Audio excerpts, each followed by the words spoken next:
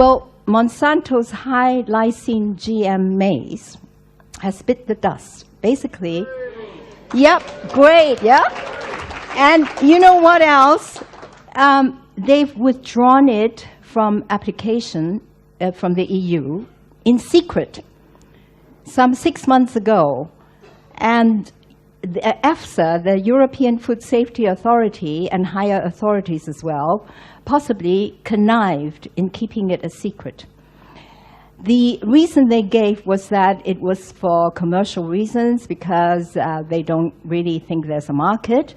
But actually, for once, EFSA was doing its proper job. They said there were certain safety issues and they wanted more data.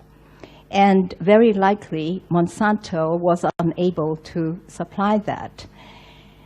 Anyway, so what I want to tell you is that there are general hazards of GMOs, which are general to all GMOs because of the way that they are made. And then there are specific hazards to each GMO because basically of what's in it and because of all the hit and miss business involved in making them. So the best definition of GMO that I can think of is an organism with synthetic genetic material inserted into its genome. The genome is just the totality of its genetic material. And it's made in the laboratory with sterile techniques, which also means no sex involved, okay? And here is a quick lesson in biology. All organisms, such as a maize plant, is made up of tissues and cells, and as you go down the scale with an increasingly powerful microscope, you will see that the cells have a nucleus in the middle, and this nucleus contains chromosomes. The chromosomes are little structures, and the totality of the chromosomes is your genome, because each chromosome, if you unwind it, is a long, very, very long, thin thread called chromatin. And if you strip the chromatin of proteins, you end up with DNA, which is the genetic material. And that's what gets chopped and changed in genetic engineering. And the rationale behind genetic engineering is basically what is called the central dogma of molecular biology, due to the Pope of molecular biology, Francis Crick, who shared the Nobel Prize with Jim Watson for working out the double helical structure of DNA. So according to the central dogma, the DNA carries all the genetic instructions for making an organism, and individual messages in the DNA is faithfully copied into RNA, which is another kind of nucleic acid. And then the RNA is translated into protein according to the so-called genetic code. And the protein determines a particular trait of the organism, as for example, herbicide tolerance or insect resistance. So that's basically what's inspired genetic engineering. And if things were as simple as that, a kind of a linear causal chain with one gene determining one character, then genetic engineering, genetic modification would work perfectly every time. Unfortunately, things are not that simple, and that's where the problems lie. So these are the general hazards of GMOs. And there are three general kinds. The first is due to uncontrollable, unpredictable effects, because the genetic modification process is a hit or miss business. So what it can do is that not only do the GM inserts, the synthetic DNA that you put in, it can get rearranged, truncated, or duplicated. It can also scramble the host genome rather badly. It causes widespread mutations or changes in the DNA. They can inactivate genes or they can activate genes, including those associated with cancer. It can create new transcripts, new RNAs with regulatory roles, creating also, it can create new unintended proteins that could be immunogenic. It could create new metabolites that may be toxic. And it could activate resident viruses. Remember the lecture you just heard before lunch? They're there all the time. They create new viruses also by recombination of the viral genes in the GM insert with those in the host genome. The second kind of hazards are due to potential effects of the transgenic proteins introduced. So these proteins, even if they were harmless in the original organism, could become immunogenic, could become allergens or bad immunogens. And they could create new proteins that may be immunogenic as well. The third kind of hazards are effects due to the GM insert and its instability. Basically, you know, the synthetic genes, the synthetic genetic material you put in is not stable at all. They could rearrange as you grow the GM crop in subsequent generations. So all this risk assessment, even if they do it properly, will be useless anyways. And because there will be further unpredictable effects generated, and most of all, and most underplayed, are horizontal gene transfer. Basically, the synthetic DNA, being unstable, could jump out again and jump into the genome of organisms that interact with the GMO, including humans eating the genetic material, for example. And this horizontal gene transfer and recombination is a main route to spreading antibiotic resistance genes and creating new viruses and bacteria that cause diseases. It could also create mutations in the genomes of cells to which the GM inserts are transferred, including cancer. Now, just to take the example of the high lysine maize, what are the serious hazards that are unique to it? Well, this high lysine maize has 50 times more free lysine. Lysine is an amino acid. And 110 times more lysine derivatives than normal. Now, this is basically because normally in a balanced, normal organism, they don't accumulate these free lysine or derivatives because they are not very good for you. Lysine and its derivatives combined with sugars, also present in high concentrations in maize, to form so-called advanced glycoxidation end products, AGEs for short. And AGEs are bad news because they are implicated in many important diseases, including Alzheimer's, diabetes, and related autoimmunity, cancer, heart disease, kidney disease.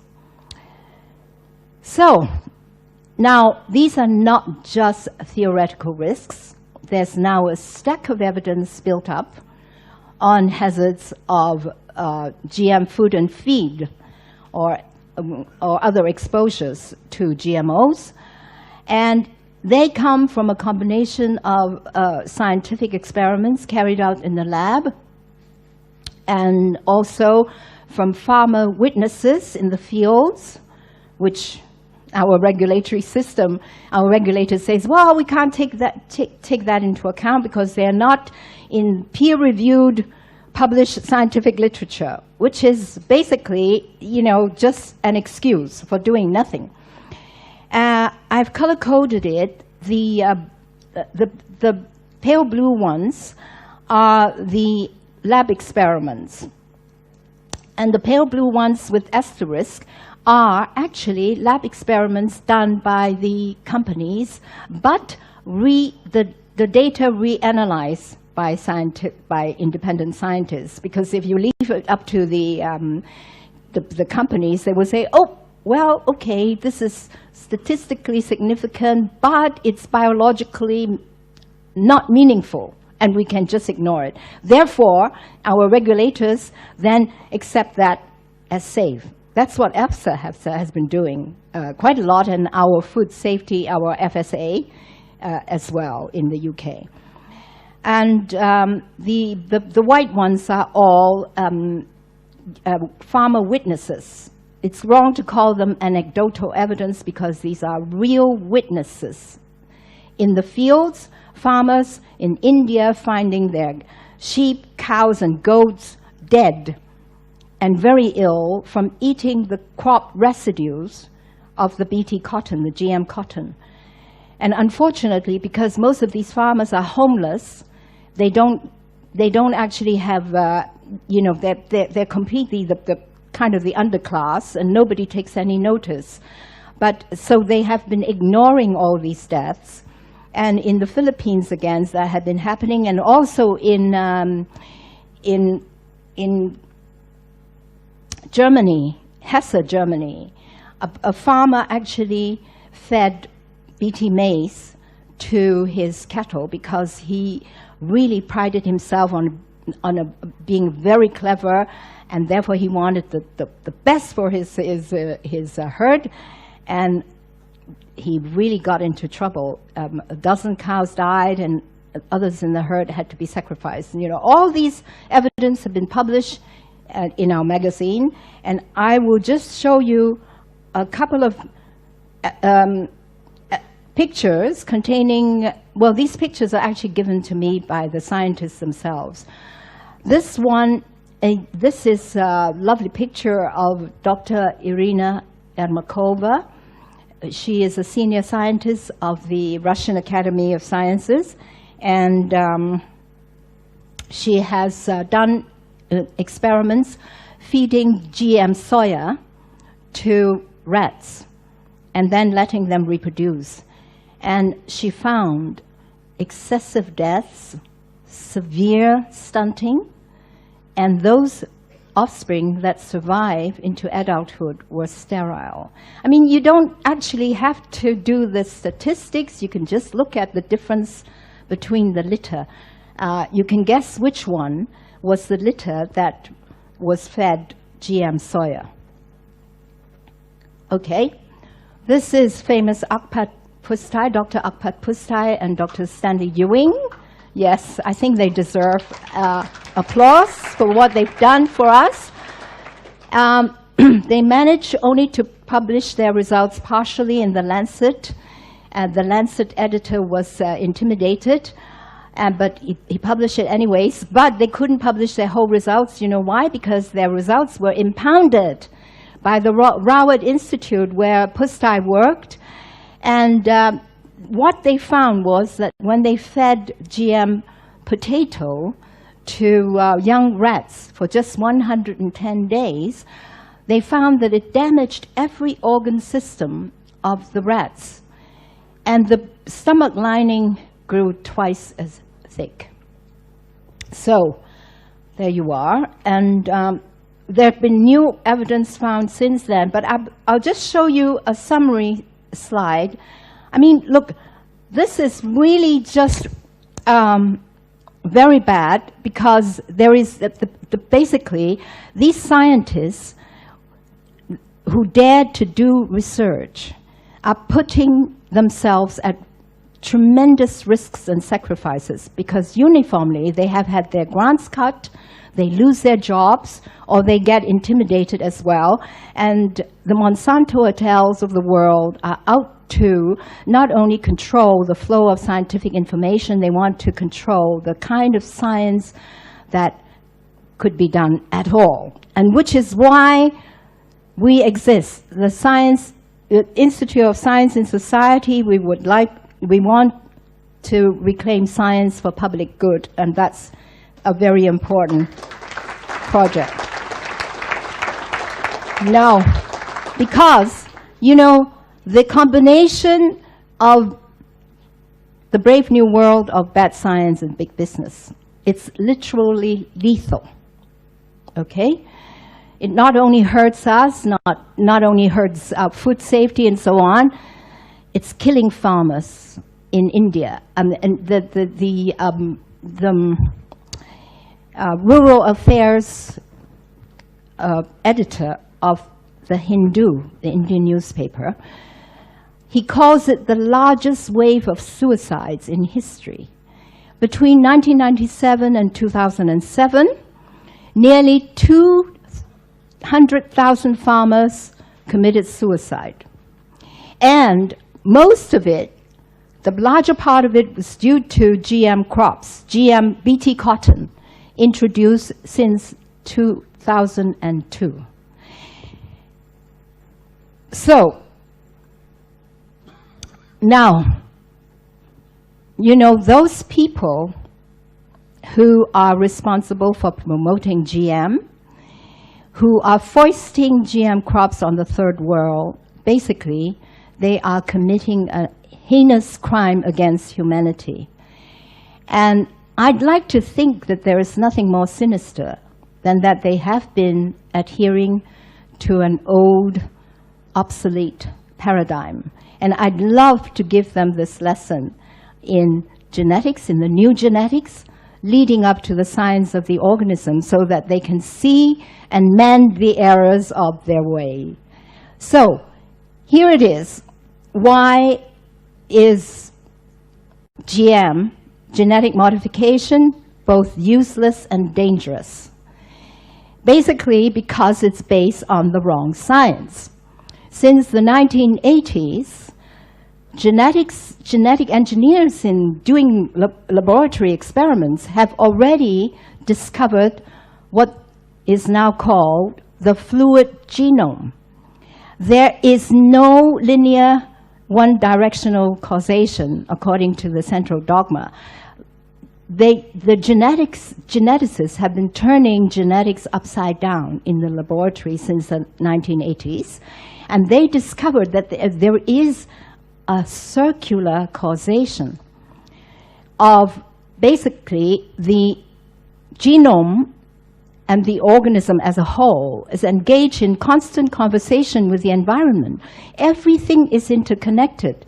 The genes, the gene products, everything. And these constant feedback with the environment not only tells genes where, when, and by how much they should turn on and turn off, they also change the genome and the genes themselves, okay? And so, you know, the RNA, instead of just like, you know, transcribing faithfully the genetic message, they are like undercover subversive agents.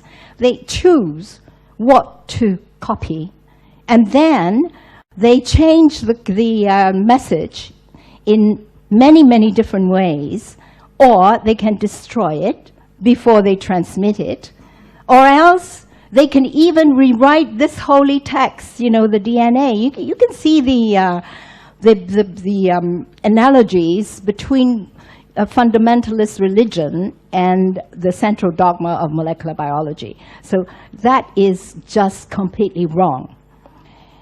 Now, this has real practical consequences, and they are very important consequences.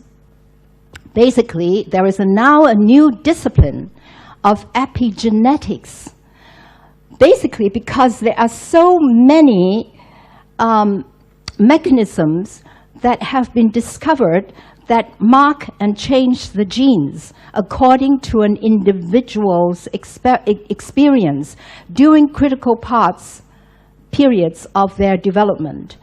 And these influences are actually passed on to future generations. So-called Lamarckian inheritance of acquired characters is rife in the molecular world. And not so long ago, that was the biggest biological heresy you can commit, and you can get excommunicated. You know, it's very, very serious. Anyway, here again, if you get exposed to environmental toxins, guess what?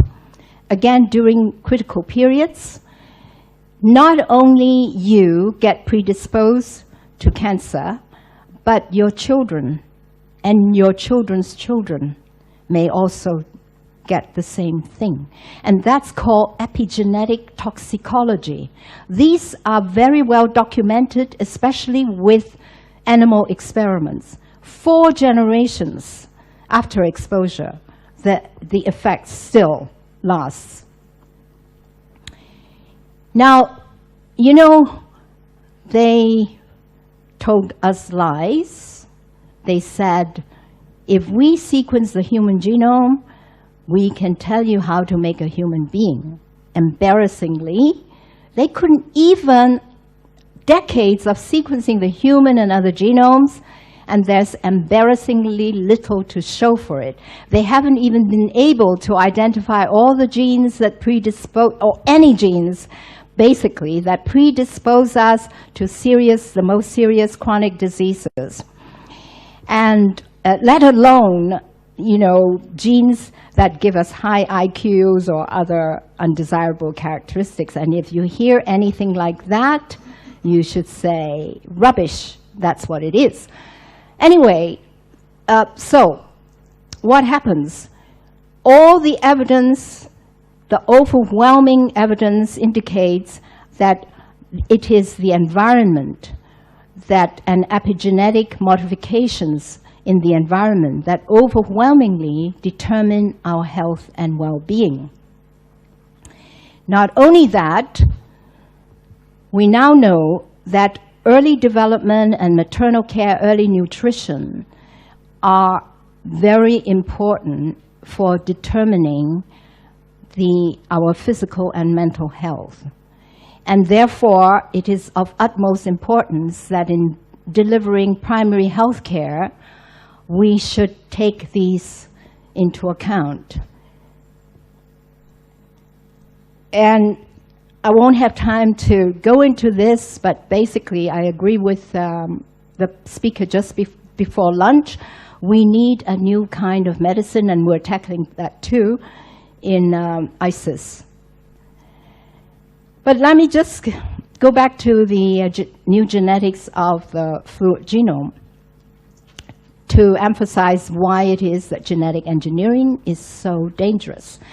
Basically, you know, the molecules, the genes, gene products and everything are engaged in a molecular dance of life that has evolved to perfection over billions of years of evolution. And if you put in these synthetic rogue genes, they don't know how to behave. They don't know the language, they don't know the score. I call this molecular dance of life quantum jazz, by the way. I'll explain later why. And these synthetic genes, furthermore, have a tendency to run amok. Basically, they would disturb everything. They jump in, jump out, and scramble the genome. And that's why it is so dangerous. So, the jury is out. We have no time to waste. We should ban GM crops now, especially, we don't need to ban it in the laboratory, but definitely we do not want it released into the environment, into our food chain. We've summarized all this evidence: less yield and income for farmers, bad for the biodiversity, more pesticides and water use, more dependency for farmers, more suicides, more vulnerable to pests, diseases, and climate extremes. And there are these outstanding safety concerns. Good. End of GMOs. Okay, now we go on to the real business of this paradigm shift. To understand the scientific revolution that's going on at the moment, which is very important, that can actually take us out of the multiple crises, we have to go back to the European Enlightenment, which gave us a lot of good things. Basically, it was the age of reason. It says, you know, and it also transferred the power of creation from God to nature, which we can now understand by scientific inquiry. But it also gave us a view, a predominant view of the world as machine. And this is the dominant paradigm, okay? I call it DOMO for short, because it actually is in everything, not just biology. It's in our economy, it's in our political, social, and educational institutions. It runs our industry, everything. We just have these assumptions. Our language is like that. It's kind of difficult not to talk in a mechanistic way, And so this is the paradigm that we're talking about. But fortunately, scientific inquiry, and I'm a romantic scientist, I believe in, scientific inquiry, it has its own momentum. And by the beginning of the past century, the science of the organism was already emerging in place of the science of mechanism. And there are 3 books that influenced me most of all. They were all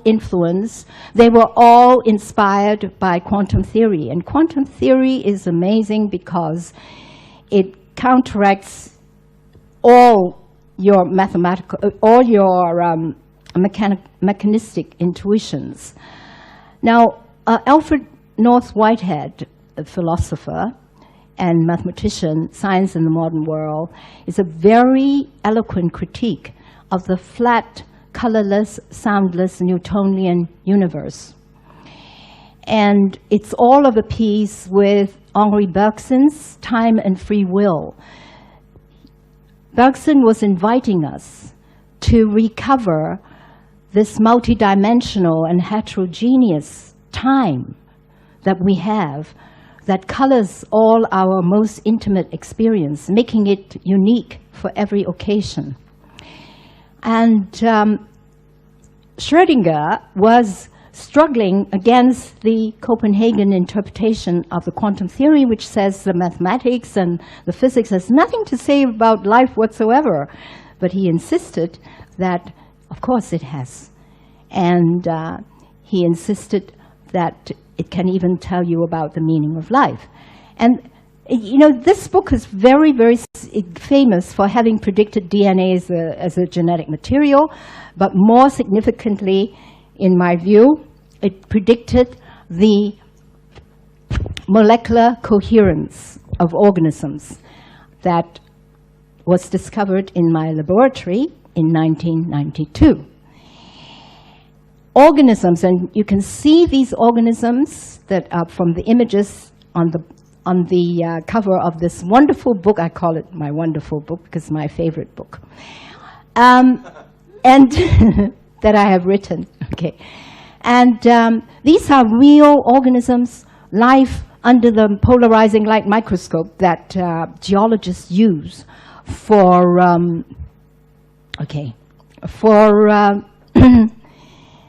looking at rock crystals. But real organisms look like dynamic liquid crystal displays. Basically, this is the direct evidence that their molecules are moving very coherently together, so that at every point the light passing through sees static order. And that's why it is the evidence of molecular coherence, quantum jazz, which is the best description of this kind of amazing coherence, which is quantum coherence, which is diverse activities all coordinated without being choreographed, without being controlled. There is no controller versus controlled in this organism. Everything is intercommunicating, and it's basically a molecular democracy of how to make sensationally beautiful music together, okay? I won't have time to talk about this because time is very short. Because if you wanted to hear more about this, this has tremendous import for holistic health, which would be another long lecture. And Ian said he will invite me back to give this talk. But please look at the Quantum Jazz video, DVD, which is produced in-house. It consists of live images set to music, all produced in-house by very, very talented Isis bunch. Okay, but what I want to do in the remaining minutes is to say something about the wonderful thermodynamics, which is also very amazing. Well, people say the important thing about the organism is the living system is energy flow. No, it's not. It's energy storage. Under energy flow, you have to have a means of capturing and storing the energy, and then you have to build a reproductive life cycle that's coupled to the energy flow, and that's what's been achieved. This is the zero entropy ideal of the organism. Now, not only does it minimize waste and distribution, entropy is just waste inside, what it exports to the outside is also minimum. It makes sense because the system depends on the environment for input, and if you foul your environment, then your input is poorer, and you won't be very good. So this is an ideal. If it were true, you will never grow old and you will never die. But the closer you achieve, you get to this ideal, the younger you will become and more healthy, okay? Right. The reason it can do this is because there are lots of other cycles. Circles are very important inside, and they are all working on reciprocity and cooperation, so that those activities yielding energy are directly coupled, giving energy to those requiring it, and the giving and taking can be reversed. So that's the opposite of the dominant model, the domo economy of maximum entropy that is driven by maximum dissipation and waste. It has no structure, it has no closed cycle. Okay, this applies especially to organic agriculture, agroecology systems. It applies to natural ecosystems as well, but you can have very well managed human systems doing that.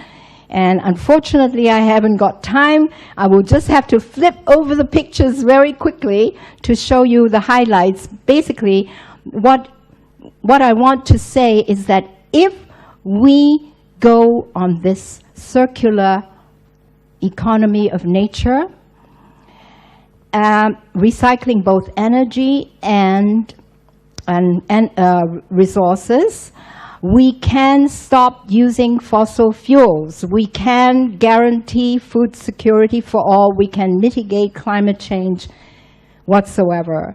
We launched it in Parliament in the UK. Organic cotton beets, BT cotton in India, we've got the evidence there. Cuba can exist without fossil fuels. Organic urban agriculture is very much the key. Farmers, local farmers in Sahel, have defied all predictions, academic predictions of gloom and doom. They recovered from the amazing drought just by saving tree seedlings and planting trees and creating rain. And Ethiopia, my God, and all this working on circular economy, the innovations of farmers, or else they perfected it over centuries. And you can see all this. And then this George Chan, environmental scientist, went and learned from the peasants in China about the circular economy, and then he perfected the system that I schematized. I call it Dream Farm 1. And look, they are pictures from his dream farms.